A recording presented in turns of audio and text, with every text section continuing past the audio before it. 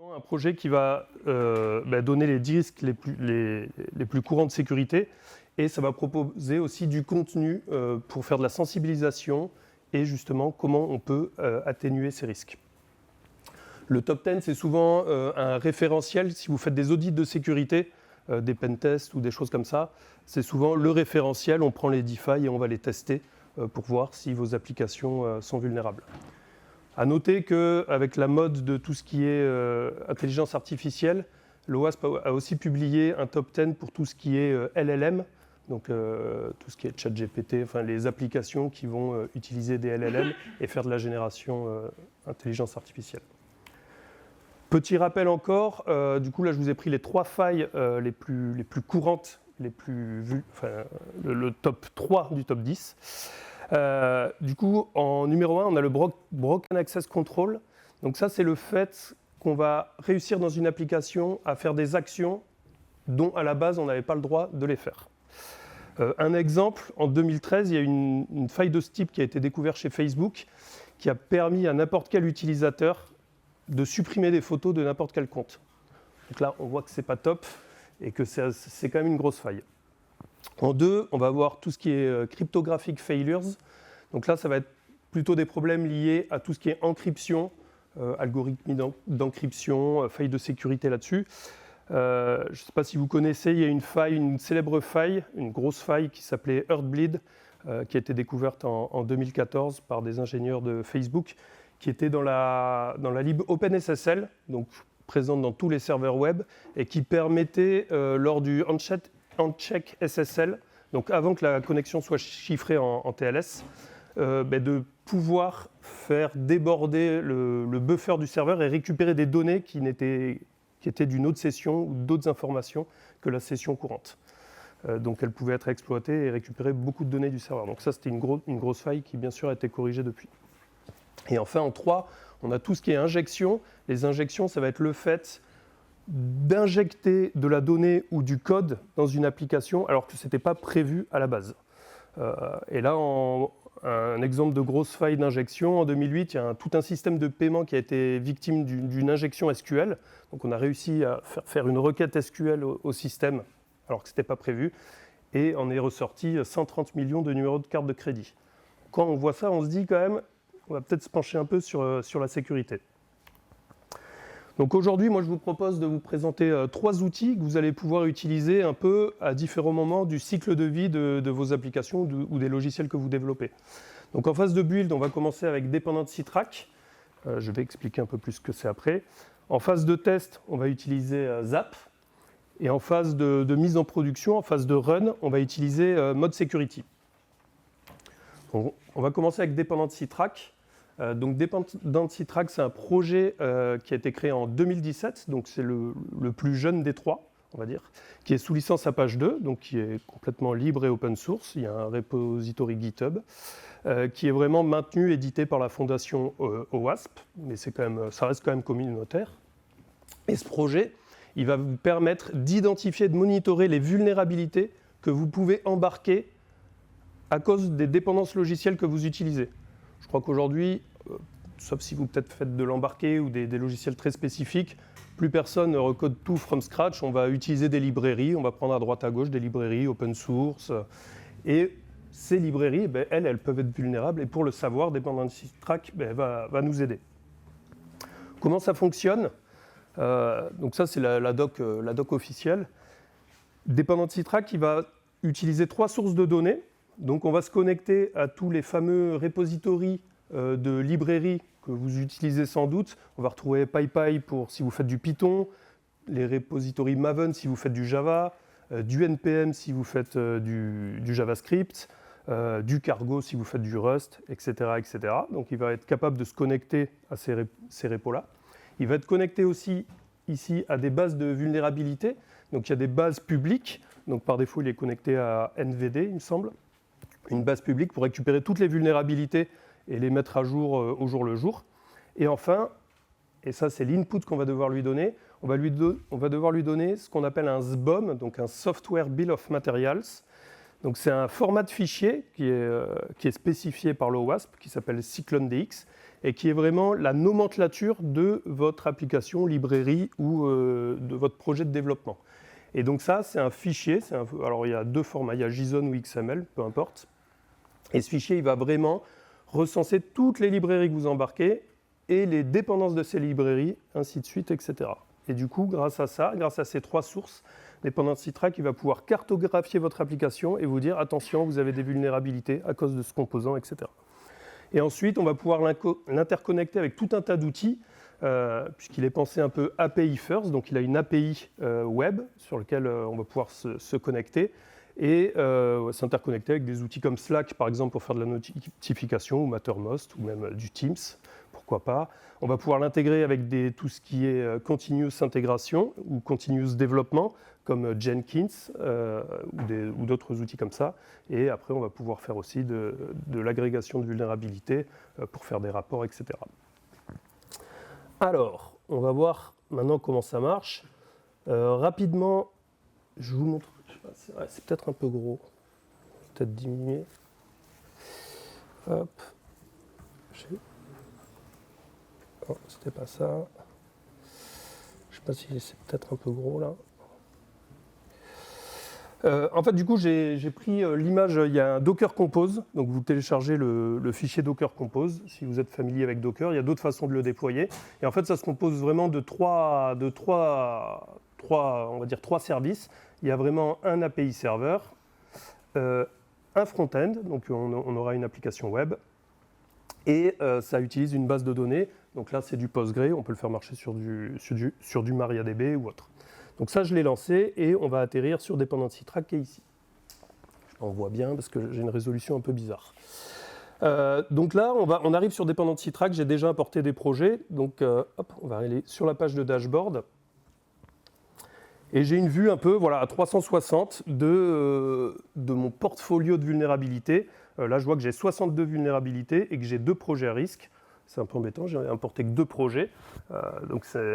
Et là, j'ai vraiment les différents types de vulnérabilités qui ont été importés au travers de mes 2 projets.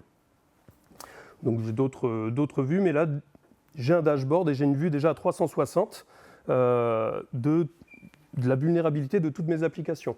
Et comme on peut se connecter aux différents repos, que j'ai un parc d'applications avec du Java, du Python, du Rust, ben là je vois tout d'un coup, je ne suis pas obligé d'aller interroger chaque projet indépendamment.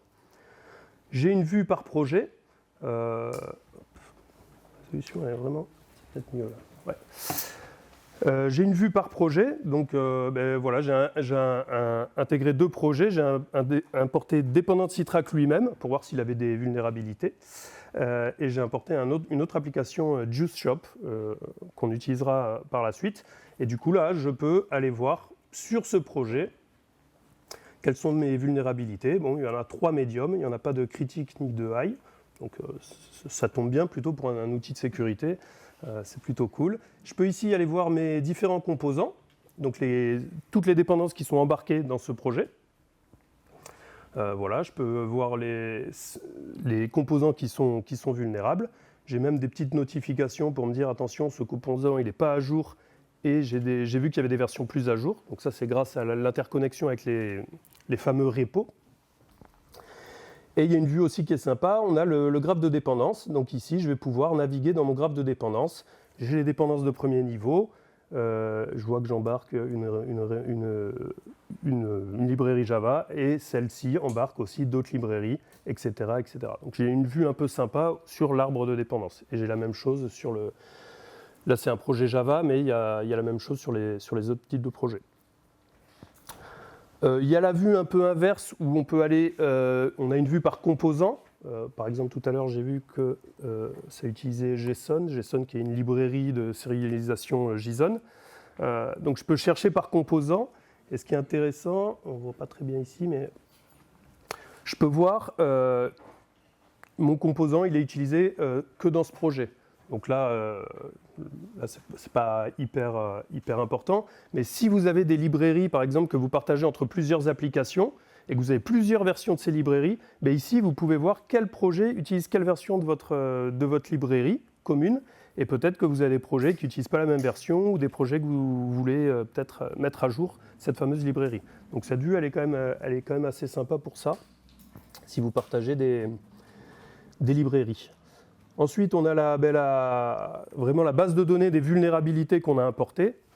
Donc là, si je trie par date, voilà, il s'est mis à jour, presque à jour. Donc j'ai les vulnérabilités d'hier, parce qu'on est le 15, il me semble.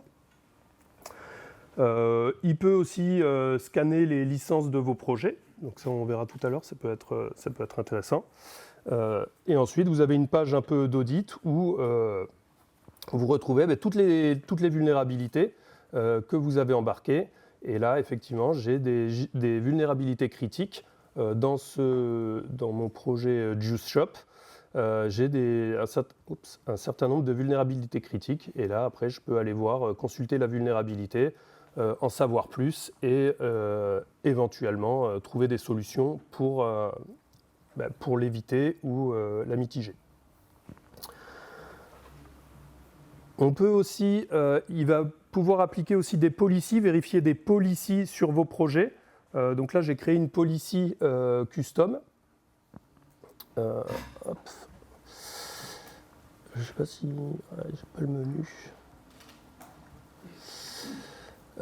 J'ai fait... alors, je ne sais pas si j'avais à réussir... Ah oui, policy management, voilà. J'ai créé une policy, version policy, qui va envoyer un signal de type warning, enfin qui va être comptabilisé comme warning, et je peux mettre des conditions. Et là, j'ai dit que si j'ai la fameuse librairie JSON inférieure à une version 2.9, je peux lever une policy. Et du coup, je le retrouve ici, je vois que j'ai mon fameux projet qui a levé cette policy, et je peux voir, attention, je voulais utiliser une version de JSON de plus de 2.9, et en un clin d'œil, je vois que ma policy a été levée, donc je peux agir et dire à mes équipes ou moi-même mettre à jour la librairie. Sachant que là, après, vous avez tout un tas de conditions. Vous pouvez avoir des conditions sur les licences groupes, pour voir si vous n'embarquez pas des licences incompatibles avec la licence de votre logiciel. Si vous redistribuez votre logiciel en licence GPL, vous n'avez peut-être pas envie d'embarquer d'autres licences qui seraient incompatibles. Donc vous pouvez configurer tout un tas de policies qui vous serviront à monitorer tout ça. Ensuite, on a la partie administration. Je ne passe pas sur toutes les fonctionnalités parce qu'il y en a quand même pas mal, et on a 2 autres outils à voir après. Ce qu'on peut retrouver ici, c'est tous les fameux repositories que je vous disais. Donc on va avoir Cargo pour Rust, Maven pour Java, NPM, Python, etc. Ce qui est intéressant aussi, c'est si vous avez un repository privé, si vous ne publiez pas vos librairies au grand public, vous pouvez ajouter ici vos repositories internes, rajouter une authentification, etc. Donc ça, c'est pratique si vous avez vos propres repositories de librairies.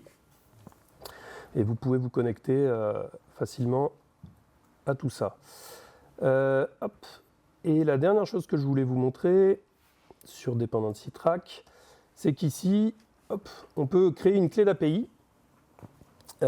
Donc là, j'en ai créé une, et on va pouvoir, via l'API, faire quasiment toutes les choses qu'on peut faire dans l'appli front, enfin dans l'appli web. Donc ici, j'ai importé, on voit toujours bien, parfait. J'ai importé dans Bruno, qui est un logiciel pour appeler des API. J'ai importé, donc Dependency Track fournit une description OpenAPI de toutes les API qu'il fournit. Je l'ai importé dans Bruno. Du coup, j'ai toutes les API disponibles. Et ce que je vais être capable de faire ici pour la démo, je vais être capable de dire, tiens, je vais rajouter un projet. Donc j'ai généré le SBOM, donc ça je l'ai généré avec un autre outil. J'ai généré le SBOM de l'image Docker Zap qu'on va utiliser après. Je l'ai généré, donc c'est un fichier JSON. Et grâce à l'API, je vais l'envoyer directement à Dependency Track. Si je trouve le bouton envoyer. Donc là, normalement, je l'ai envoyé. Et si je reviens sur mon Dependency Track, voilà, j'ai mon Zap qui est apparu. Là, il doit être en cours d'analyse, mais dans quelques minutes, j'aurai les vulnérabilités de mon projet que je viens d'ajouter. Donc ça, on peut l'imaginer, si vous le connectez à vos CI/CD, à vos outils de build, ils peuvent automatiquement alimenter Zap. Et comme ça, vous avez une vue en continu fraîche de l'état de vos applications. Alors voilà pour Zap.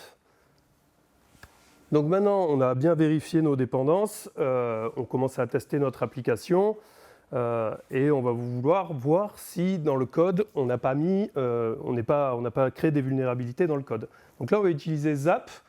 Zap, donc c'est un petit acronyme pour Z Attack Proxy. C'est un projet un peu plus vieux qui date de 2010, toujours sur licence Apache 2. Alors initialement, c'était édité par l'OWASP. Ça a été repris par une société de sécurité qui s'appelle Checkmarx. Et c'est toujours open source, le repo est toujours sur GitHub et c'est toujours maintenu. Et ça, c'est vraiment un outil de sécurité pour identifier les vulnérabilités vraiment dans les applications web de façon dynamique. C'est-à-dire, on va pouvoir aller tester son application et trouver des vulnérabilités de manière un peu automatique. Alors, comment ça marche ? Qu'est-ce qu'on va faire là ? Donc, c'est là où on va retrouver notre application Juice Shop. Ça, c'est une petite application qui est aussi éditée par l'OWASP. C'est une application volontairement vulnérable qui va nous permettre justement de tester ces outils et d'en apprendre un peu plus sur la sécurité, quelles sont les failles, comment elles sont codées dans les exemples, et nous apprendre un peu à utiliser ces outils et voir si on arrive à détecter des choses qui normalement on devrait détecter puisqu'il y a des vulnérabilités. Donc on va lancer Juice Shop. On va utiliser Zap en tant que proxy, on va naviguer un peu dans l'application et on va essayer de trouver des failles de sécurité. Donc, dependency track, on n'en a plus besoin. Donc Juice Shop, vous avez, c'est pareil, une image Docker que je lance avec Podman, parce que Podman c'est mieux que Docker. Hop, je vais vérifier ici que j'ai bien mon Juice Shop qui apparaît. Voilà, donc j'ai ma petite application d'exemple. J'ai quasiment plus besoin de mon navigateur et je vais ouvrir Zap Proxy. C'est bon. Donc Zap, ça se présente comme ça. Alors l'interface est un peu, elle n'est pas toute neuve, mais un peu complexe, mais ça fonctionne. Donc c'est un client lourd.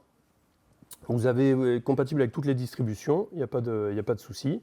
Vous pouvez faire un scan automatique assez simple. Vous rentrez ici l'URL de votre application, vous faites attaque, il va scanner votre application, il va récupérer toutes les URL et il va essayer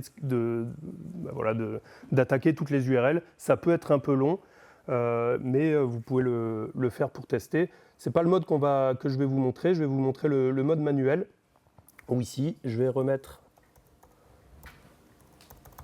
l'URL de mon Juice Shop et je vais pouvoir lancer directement mon browser au travers de Zap. Donc ça met un peu de temps, le temps qu'il charge. Voilà. Donc Zap, il fait proxy et je vais pouvoir naviguer et découvrir des choses sur mon application.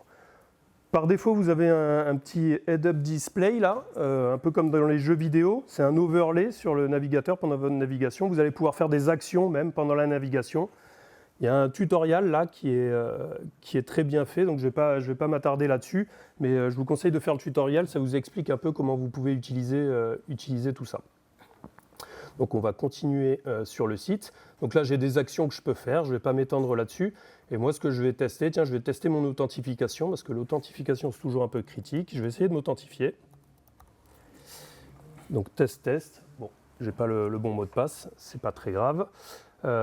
Et ici, je peux voir dans l'historique, j'ai toutes les requêtes qui ont été jouées par mon navigateur.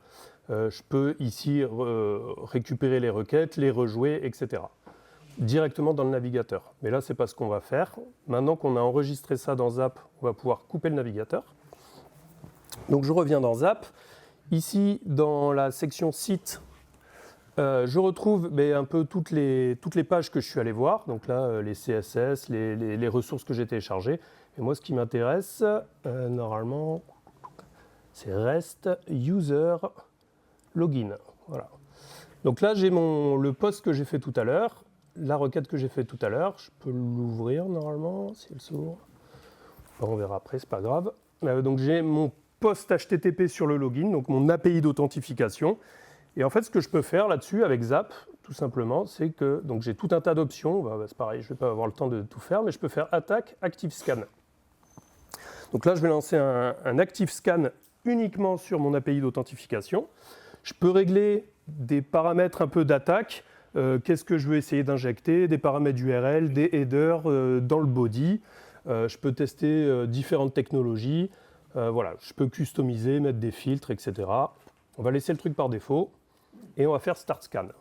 Et là, on voit le nombre de requêtes qu'il fait uniquement sur cette API.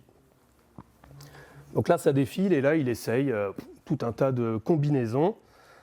On va attendre qu'il finisse. Normalement, voilà, ça dure quelques secondes. On a fait plus de 1000 requêtes uniquement sur ce endpoint et on voit qu'on a une alerte ici. Donc on va aller voir les alertes. Et on voit ici, injection, SQL injection. OK, donc je clique sur la faille ici, SQL injection, qui a été détectée. Apparemment, ici, j'ai une injection possible. On me donne des tips pour la solution, la référence sur la documentation de l'OWASP, etc. Donc je vais aller voir un peu plus. Donc ici, je peux récupérer la requête. C'est pas comme ça que je voulais le faire. C'est dans la tab. Voilà, ici. Hop. Donc je peux récupérer la requête qui a conduit. Pourquoi je ne l'ai pas là? Request. Ok, on va refaire.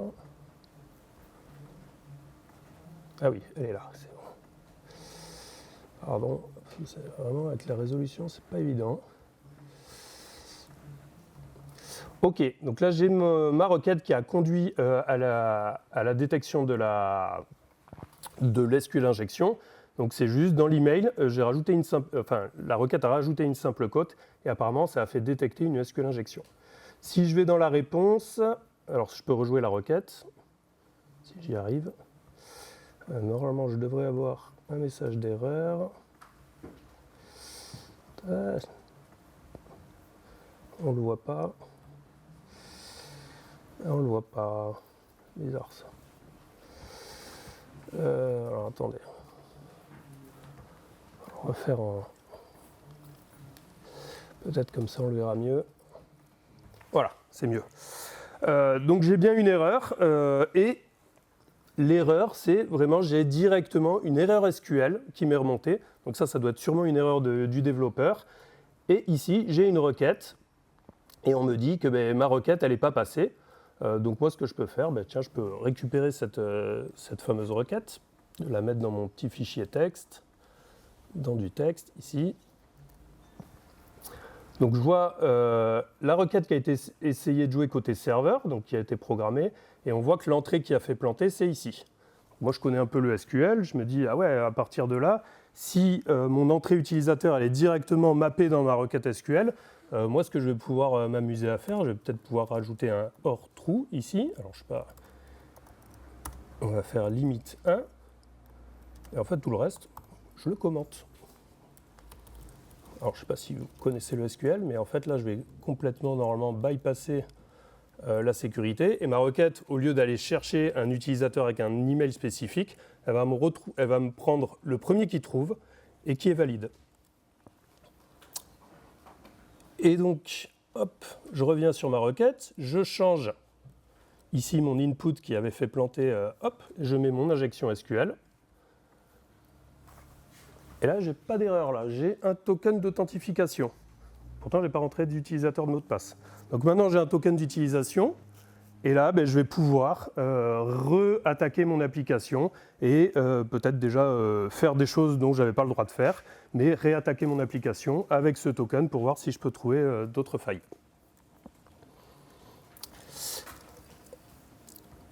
Il y a tout un tas de paramétrages possibles dans le contexte de ce que vous voulez tester. Vous pouvez rajouter de l'authentification. Ici, vous avez de l'authentification par token, par header. Vous pouvez gérer des sessions. Donc je vous accorde que l'interface, elle n'est pas hyper intuitive, mais vous avez tout un tas de tutoriels qui vous permettent, en tout cas, de configurer au mieux pour votre application web ce que vous voulez tester. Une fois qu'on a fait tout ça, ce qui est sympa aussi, c'est qu'on va pouvoir générer un petit rapport.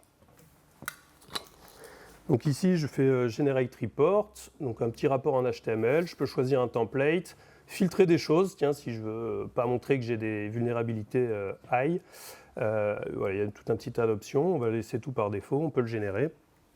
Ça me génère un petit site HTML qui reprend voilà, les différentes vulnérabilités qu'on a trouvées. Donc j'ai une alerte assez haute. On retrouve mon SQL injection, donc sur mon URL de login. Avec la preuve, il y a eu une erreur 500. Je peux même réafficher la requête et la réponse qui ont conduit à la découverte de cette faille. J'ai même des choses sur la solution, comme j'en avais dans Dependency Track. Bien sûr, là, la solution, c'est qu'il ne faut jamais faire 100% confiance aux inputs utilisateurs. Il faut toujours les rechecker côté serveur.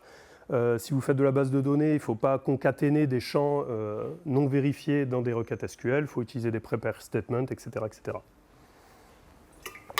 On vous donne même un petit lien sur l'OWASP. Ils font des cheat sheets, donc c'est vraiment des feuilles de triche sur toutes les vulnérabilités, au moins sur celle du top 10.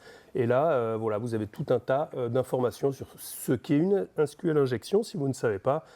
Comment ça marche, des exemples, comment on s'en défend, etc., etc. Donc vraiment, voilà, là on a trouvé ça et on peut générer ce rapport, le partager en interne, en externe, pas de souci. On revient à la présentation. Donc maintenant, on a trouvé des failles de sécurité pendant notre phase de test, on les a peut-être corrigées. On n'est pas tout à fait sûr de nous, mais on veut quand même mettre en prod, parce qu'à un moment donné, il faut mettre le logiciel sur Internet.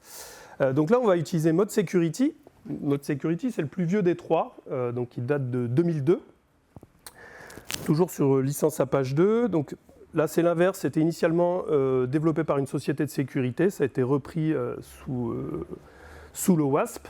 Et c'est vraiment une application qui va être, enfin, c'est vraiment une librairie ou un framework, on va dire, qui va être utilisé comme Web Application Firewall et qui va vraiment permettre, en amont de votre application, de filtrer toutes les requêtes et ou les réponses qui sont susceptibles de contenir des attaques de type injection, des requêtes qui seraient potentiellement malveillantes. Donc en fait, Mode Security, c'est vraiment un moteur de règles. On va lui donner un ensemble de règles. Donc les règles, elles sont décrites comme ça.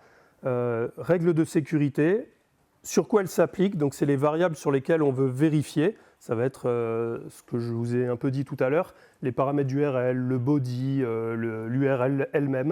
Donc on va pouvoir lui définir sur quoi ça s'applique. L'opérateur qu'on veut appliquer, l'opérateur de vérification sur ces données. Donc là, on va avoir tout un tas d'opérateurs, des regexp, du string matching. On va avoir un opérateur justement pour l'injection SQL.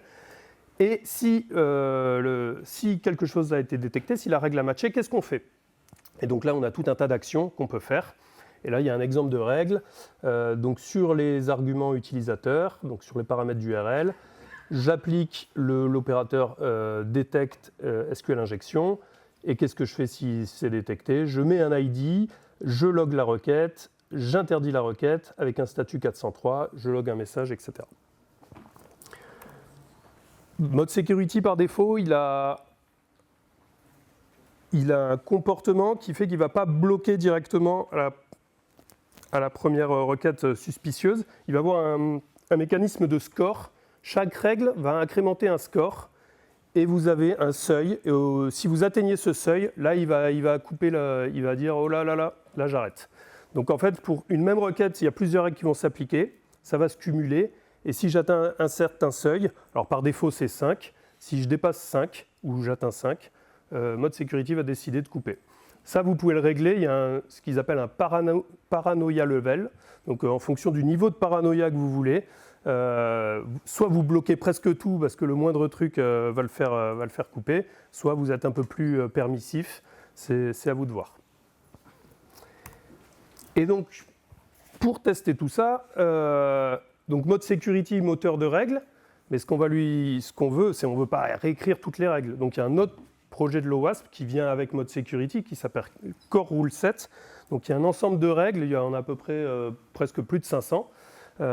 Qui sont déjà écrites, qui sont pareilles, open source, vous pouvez aller même les éditer, les compléter. Mais on va donner ça à Mode Security, donc on va lui donner ces règles. Et Mode Security, c'est vraiment la librairie qui va checker les requêtes. Donc on va l'intégrer dans un reverse proxy, ici un reverse proxy Apache. Si vous faites du Nginx d'autres serveurs web, vous pouvez utiliser, la plupart, ils ont des modes, des librairies mode security pour pouvoir l'intégrer. Donc pour faire ça, on va couper le Juice Shop de tout à l'heure. OK. Donc là, je lance un petit Docker Compose avec Podman toujours. Hop, et c'est pas celui-là, c'est celui-là. Donc là, j'ai lancé un Docker Compose qui a que 2 services. Donc Juice Shop, exactement le même que j'ai lancé tout à l'heure. Et en plus, j'ai lancé un Juice Shop Secured qui est vraiment l'image mode security, CRS avec le projet Core Rule Set, donc mode security et les règles prédéfinies de l'OWASP, avec le serveur Apache. Vous avez une version Nginx, vous avez d'autres déclinaisons. Un petit peu de configuration. Là, je lui dis, mon proxy, je veux qu'il fasse reverse proxy sur l'application Juice Shop que j'ai lancée, mon application vulnérable. Je réexpose ça sur le port 13000, le port que j'avais tout à l'heure. Donc, je vais juste vérifier que ça continue de marcher. OK, ça marche. Ça, on n'en a plus besoin. Ça, on n'en a plus besoin. Hop. OK. Donc, je reviens sur mon Zap Proxy. Je vais reprendre, si je l'ai toujours, ma petite requête qui faisait planter tout à l'heure. Ou à moins que je l'ai là. Je ne sais plus. Hop, je vais la reprendre, c'est pas grave. Je la reprends et je vais voir ce qui se passe. Donc je l'envoie. Et là, j'ai plus l'erreur. Déjà, je suis plus authentifié. Tout à l'heure, j'avais réussi à passer. Là, j'ai directement une erreur 403 forbidden. OK. Donc il y a quelque chose qui s'est passé. Donc je peux aller voir les logs de mon mode security. Hop. On va récupérer ça. Donc c'est du JSON. Donc on va mettre ça de manière un peu plus lisible. Hop.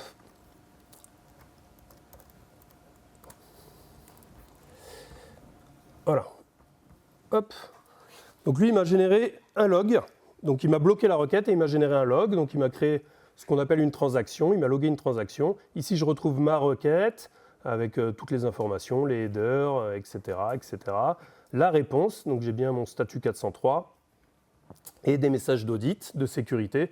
Et là, attention, j'ai détecté une SQL injection, patati patata. C'est telle règle des CRS du coup que j'ai embarqué qui a matché. Vous avez même la ligne de la règle, etc., etc. Et effectivement, j'ai dépassé le score 5 et du coup, il m'a bloqué.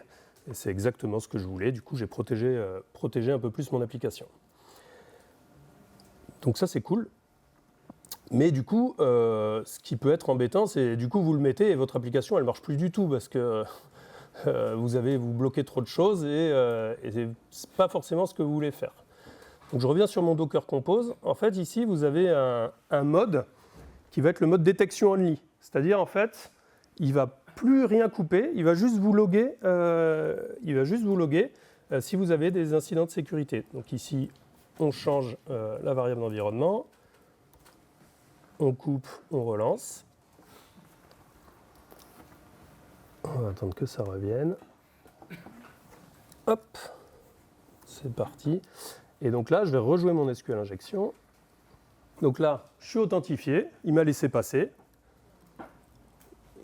Mais il m'a logué le warning de sécurité. Donc je ne vais pas vous le recopier-coller, mais il me l'a relogué. Et ça, du coup, vous pouvez déjà l'activer. Vous mettez le reverse proxy avec les règles devant votre application. Vous récupérez les logs, soit dans une application de puits de log ou de monitoring. Et vous pouvez déjà voir, alors même sur des phases de test, voir si vos clients ou les clients de votre application génèrent ou essayent d'attaquer vos applications.